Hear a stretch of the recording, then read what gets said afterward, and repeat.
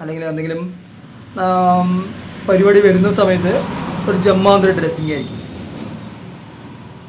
ഇപ്പോൾ just pant ഷർട്ടൊക്കെ വെളിയിലിട്ട് നടക്കുന്ന ഒരു വ്യക്തിയാണ് വിചാരിക്കും, അതായത് ഇൻ ചെയ്യാതെ ഇരിക്കുന്ന ഒരു വ്യക്തിയാണ്.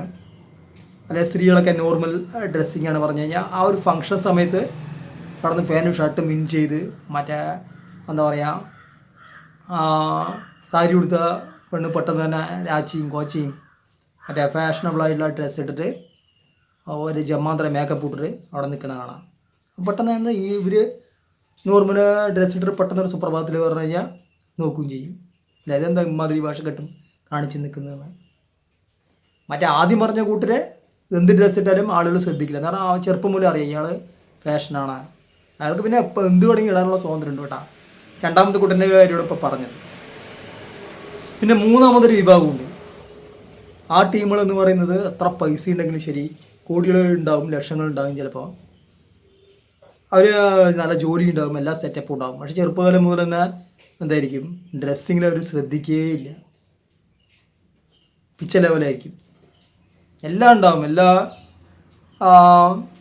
ഇതും ഉണ്ടാവും, സെറ്റപ്പും ഉണ്ടാവും, പക്ഷേ ഡ്രസ്സിങ് അവർ കോൺഷ്യസേ ആയിരിക്കില്ല. ഇനിയിപ്പോൾ ഒരു കുറേ വർഷങ്ങൾക്ക് ശേഷം, ഒരു 10-15 വർഷത്തിന് ശേഷം ഈ ടീമുകളിനെയൊക്കെ വീണ്ടും കാണുമെന്ന് വിചാരിക്കും. വീണ്ടും ആ ഡ്രസ് കോഡ് അതേപോലെ തന്നെ അവർ ചൊട്ടയിലെ ശീലം ചുടല വരെ പറയും പോലെ ആ ഡ്രസ്സിങ് കോഡ് അതേപോലെ തന്നെ അവർ അനുവർത്തിക്കും.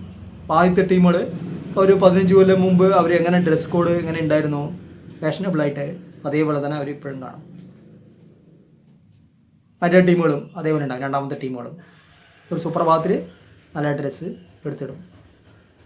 മൂന്നാമത്തെ ടീമുകൾ എല്ലാ സെറ്റപ്പും ഉണ്ടാവും, പക്ഷേ ആ പിച്ച ലെവലിലുള്ള ഡ്രസ്സിങ് ആയിരിക്കും 10-15 കൊല്ലത്തിന് ശേഷമാണെങ്കിലും അവരെ കാണുമ്പോൾ. ഇങ്ങനെയുള്ള ആളുകളെ നിങ്ങൾ കണ്ടിട്ടില്ല. അപ്പോൾ നമ്മുടെ വീഡിയോസ് കണ്ട് ഇഷ്ടപ്പെട്ടിട്ടുണ്ടെങ്കിൽ സബ്സ്ക്രൈബ് ചെയ്യുക, ലൈക്ക് ചെയ്യുക, ഷെയർ ചെയ്യുക, കമൻറ്റ് ചെയ്യുക. ഓക്കെ, അടുത്ത നല്ലൊരു വീഡിയോയുമായി, തിങ്ക് ചെയ്യുന്ന വീഡിയോയുമായി വീണ്ടും കാണാം. ഓക്കെ.